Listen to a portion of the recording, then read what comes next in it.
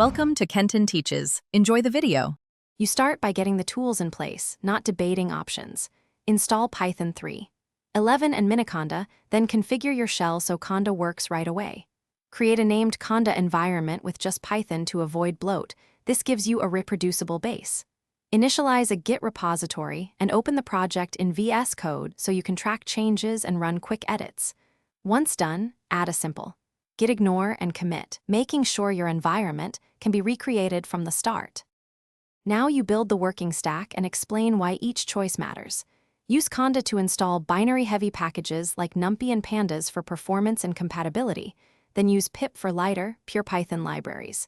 Pin package versions in an environment. IML so you can recreate the exact stack later. Launch Jupyter Lab, register the Conda kernel, and create a clear data / and notebooks / folder layout.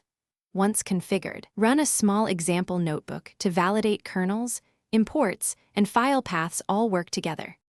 Finish by making your environment robust and repeatable. Create unit tests and linting rules, then add pre-commit hooks so code quality is enforced. Configure a simple CI pipeline that installs the exported environment. IML and runs the tests. Document exact setup steps in the README and include a tiny sample dataset for quick checks. If something breaks, first try rebuilding the environment from environment. IML, then create a Conda lock file or isolate the conflict in a fresh env. This usually fixes dependency. Thanks for watching. Please subscribe if this video was helpful.